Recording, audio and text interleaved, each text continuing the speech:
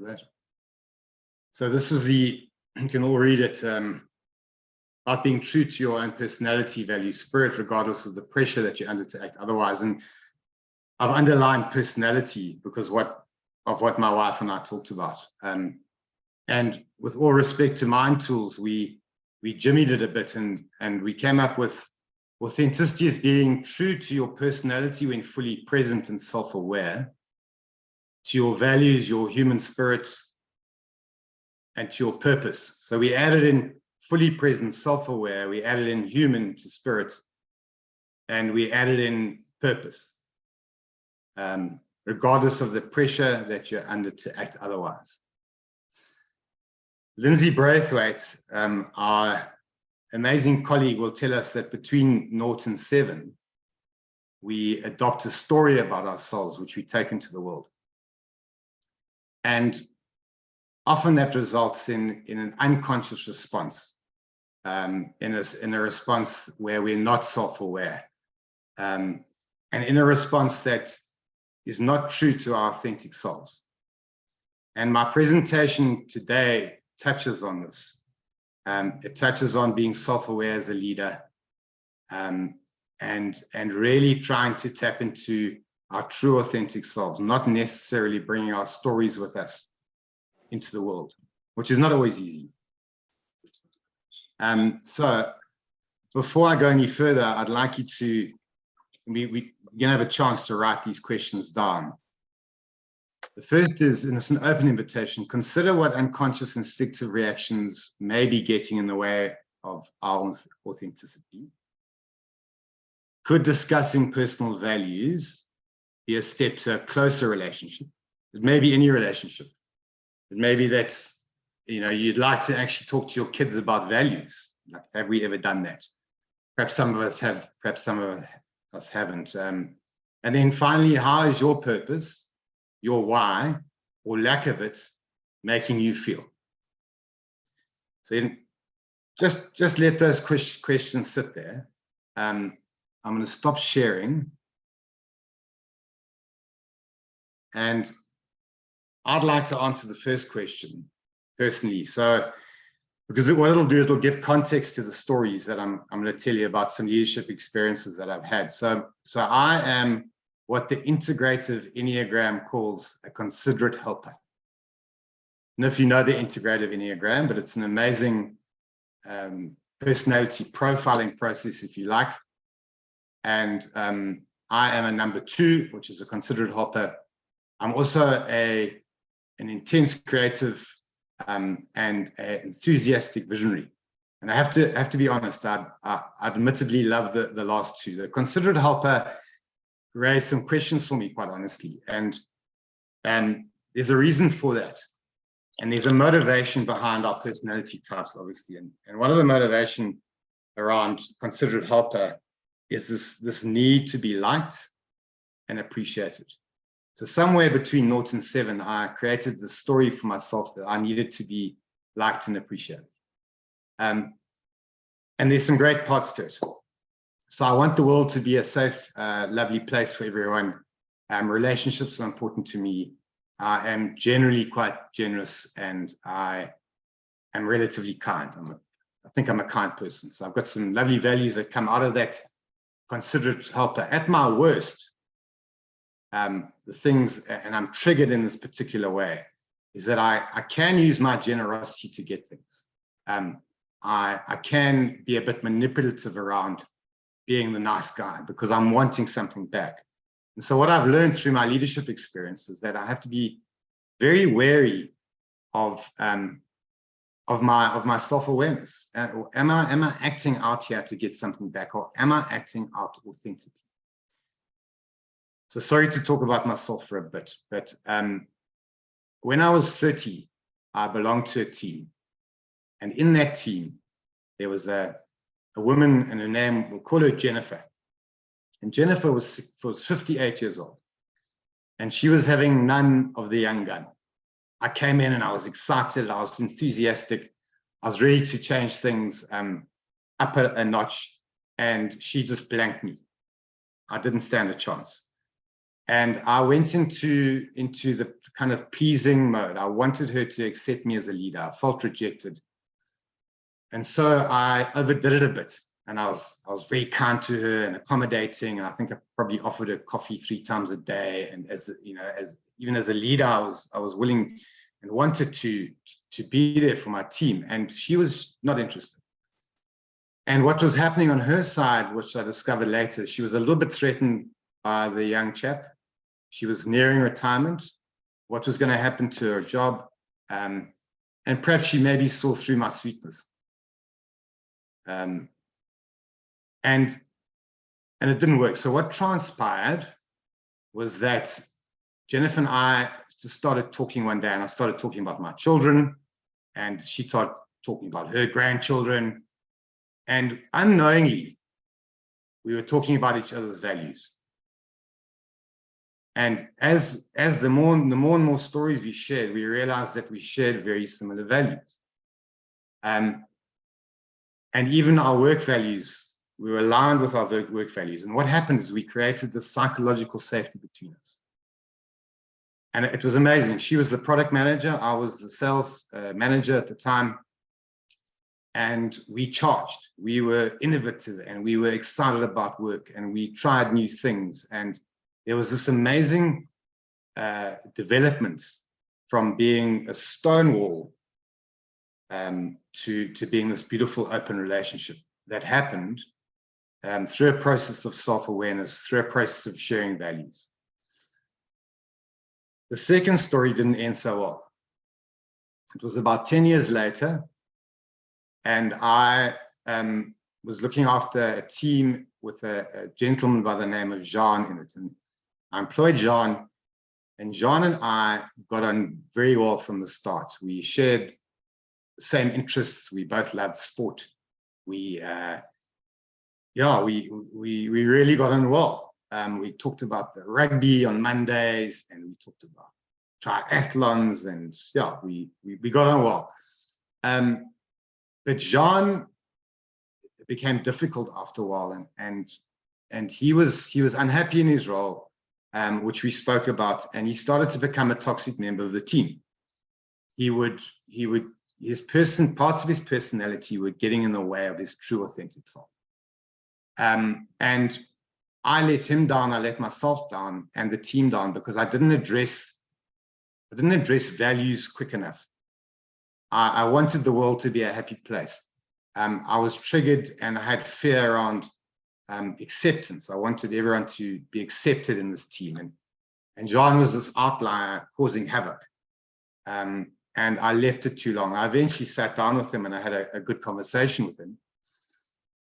But it was too late. And perhaps what I should have done is, in the beginning, on that very first time he was rude to one of our colleagues, I pulled him aside at the time, but I didn't have a values conversation with him.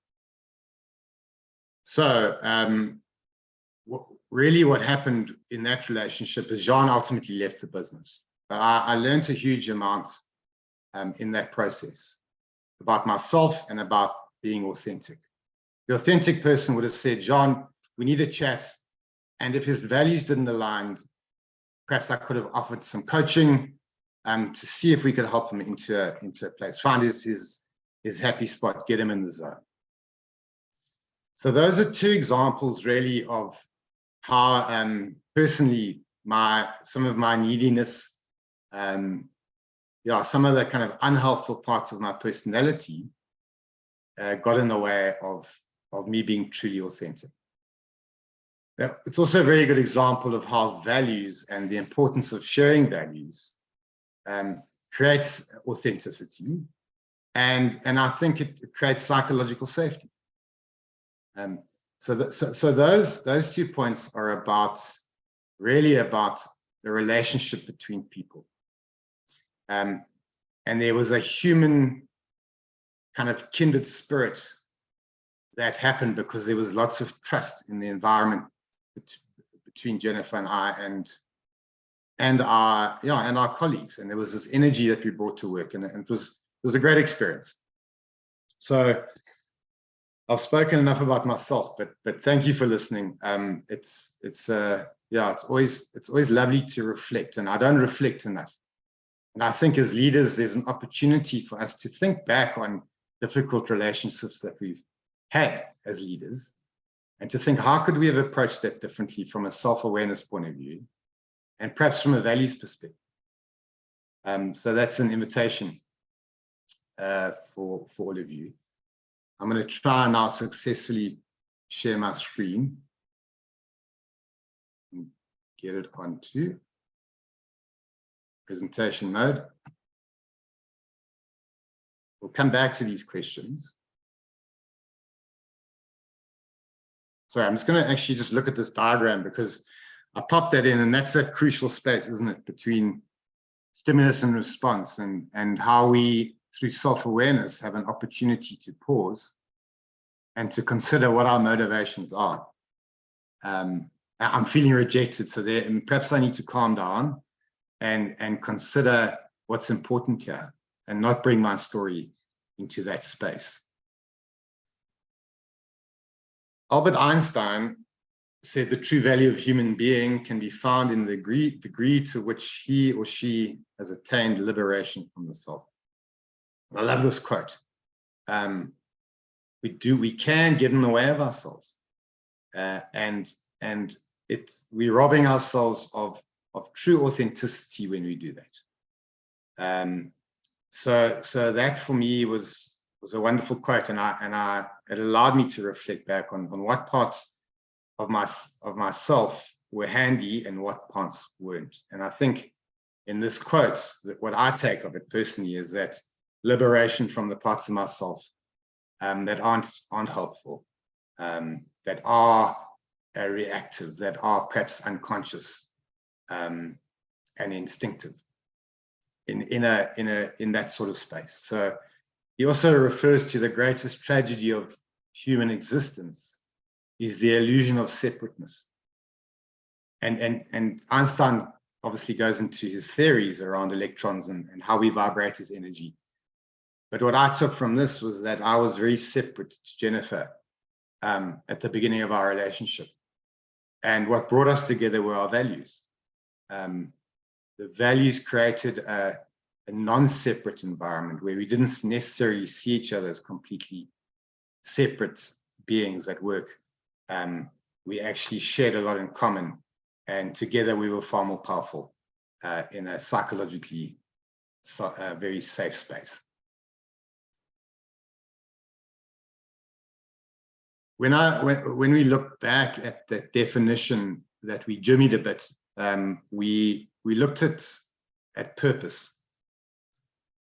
I don't know if any of you, well, I know many of you have been on the Lead with Humanity week. It's an incredible week. I've recently been in it, and it just provokes so many thoughts, and it's quite incredible. And one of the really core parts of it is about discovering our purpose and discovering our why.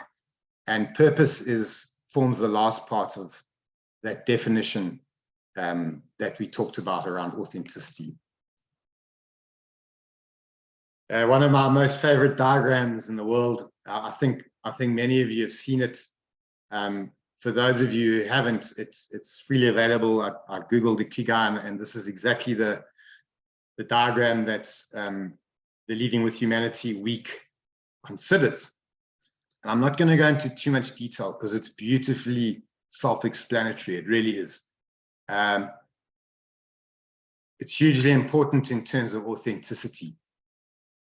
If we're able to create this mix, the four big circles, and find our Ikigai, find our purpose, what it typically does is it creates an amazing sense of self.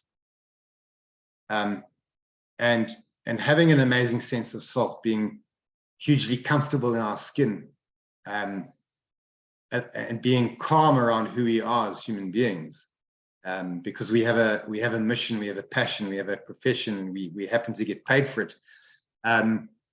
There's something about that gives off an energy, and that energy is paramount to trust building, and it's paramount to creating psychological safety for ourselves, certainly, and for others, because I think one by default has a trustworthiness about you. If you give off an energy where you understand your purpose, and that's Ikigai. And when I first looked at this, I was employed at the time, and I thought, what am I doing in my job? It doesn't have to mean that we change our jobs. It doesn't mean we have to change too much in our lives. What it might mean is that we could consider questions that come out of this in our existing roles in our lives. There's a lovely process that's followed on the Leading Humanity Week called See, Do, Get. And perhaps this is an opportunity for all of us to see things differently at our work. What do we love about our work? What really brings us an amazing amount of feeling of achievement at our work? What are we good at? What are we obviously paid for it, but what does the world need? And so questions might come up to allow us to maybe reflect and see our existing work in a different light, or perhaps create some changes on how we are as leaders based on knowing what our why is. So a very important part of authenticity, and I will then summarize this kind of definition and yeah, thank you for allowing me to share it. It really rings true with me, and I hope it does with you to some degree, to really create authenticity from a self-awareness perspective, talking and sharing about our values, focusing on the human spirit and not separateness, and to find and share our purpose, and not sharing our purpose verbally, but sharing our purpose in real action. Through this process really creates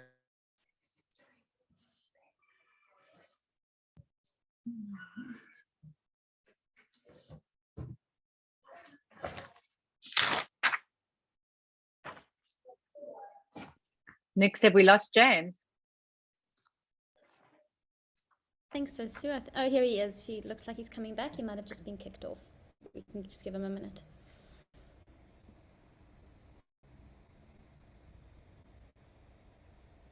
So while he's coming back into the space, good opportunity for you to reflect on those beautiful questions. Use the time well. right. Got you back, James. Is that clear? Okay. I'm getting some feedback. But I'll carry on.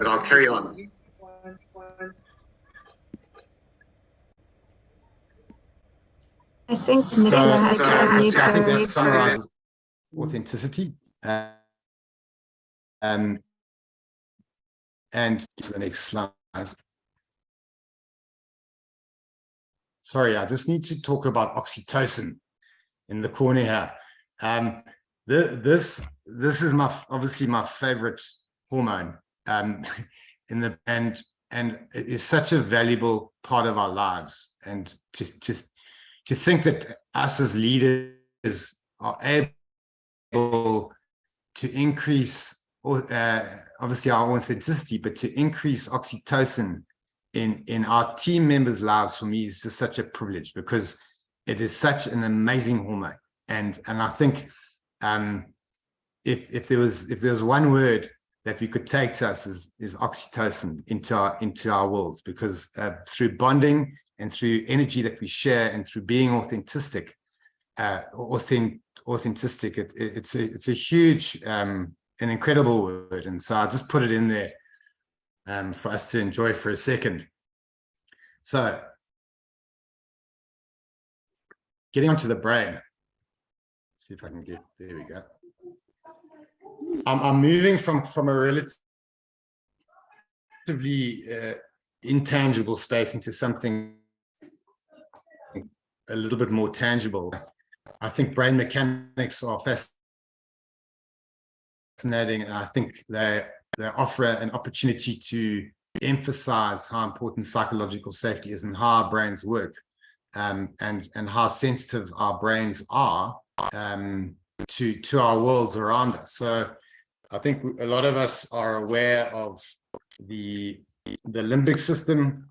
It's our flight or fight area. It's one of impulse around anger and around pleasure. Instinctive behaviors come out of the limbic system. It is hugely energy efficient,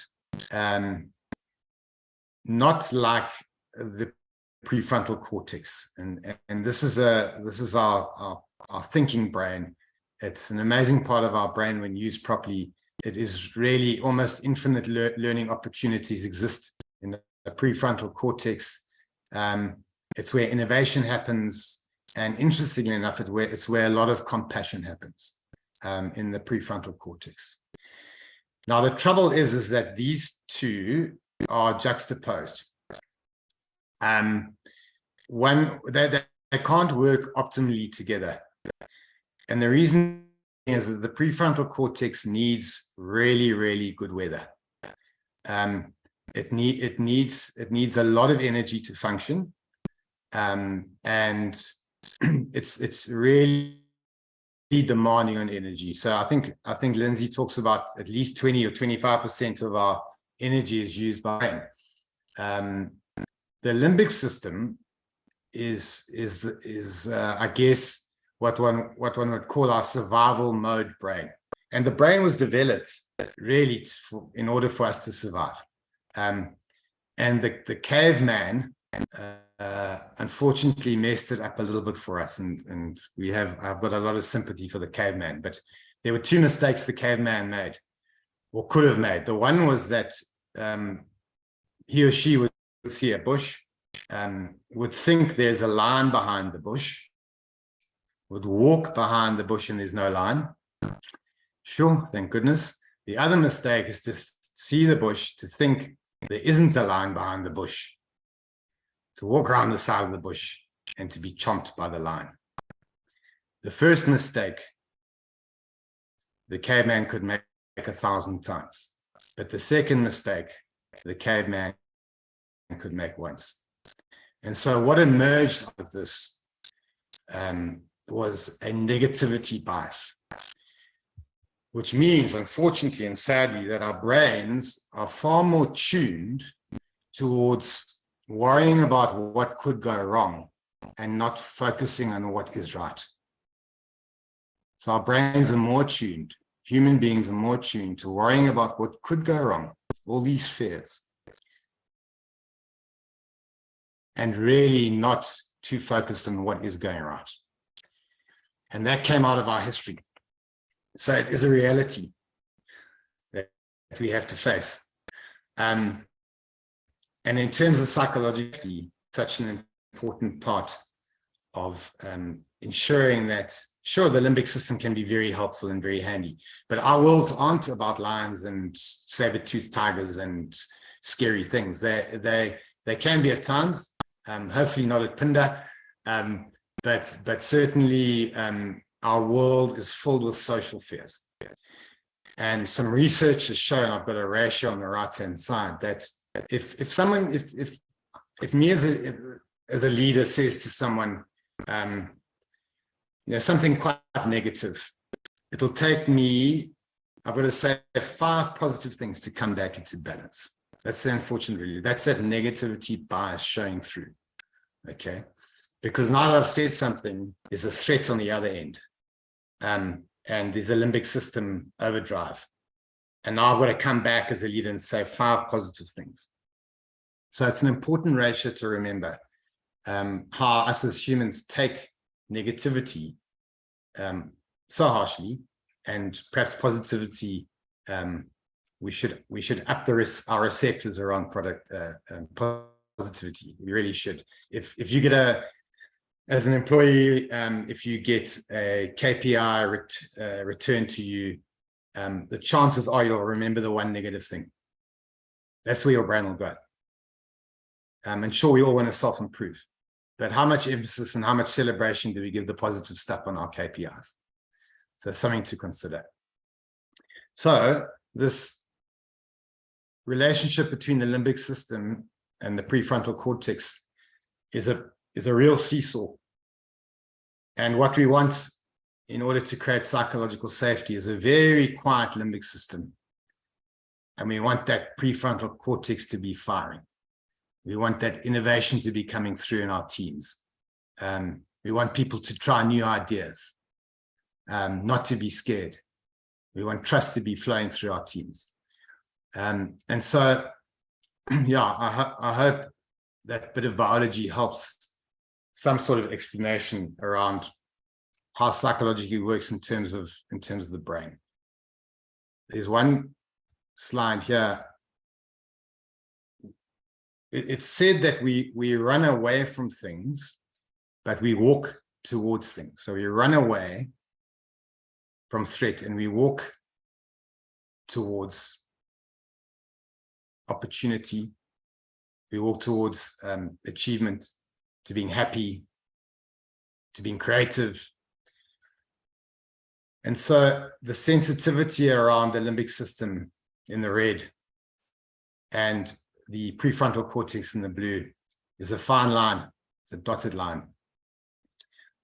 However, my belief and my feeling and my suggestion is that if we hold self-awareness closely to our hearts, if we hold values to our hearts, if we allow for trust to develop by sharing through collaboration, and if we are able to create a human kindred spirit and we recognize our purpose and we act out on our purpose, we have a huge opportunity to create an amazing blue life for ourselves of moving towards. There's one last slide, which really just emphasizes that again. And really the message here is it should be one of our main priorities as a leader. And yeah, and if we are doing this, many of us may be doing this already, and I think it's an astounding achievement not to be undervalued if our teams are feeling psychologically safe. And it is difficult because sometimes they may bring stuff from home with them to work, and they may be stressed out because of finances. So it's not always easy, but the most important thing is that we create a platform and a safe space for people to have and experience psychological safety, because then what happens is our teams become, in multitudes, they become more productive and more innovative.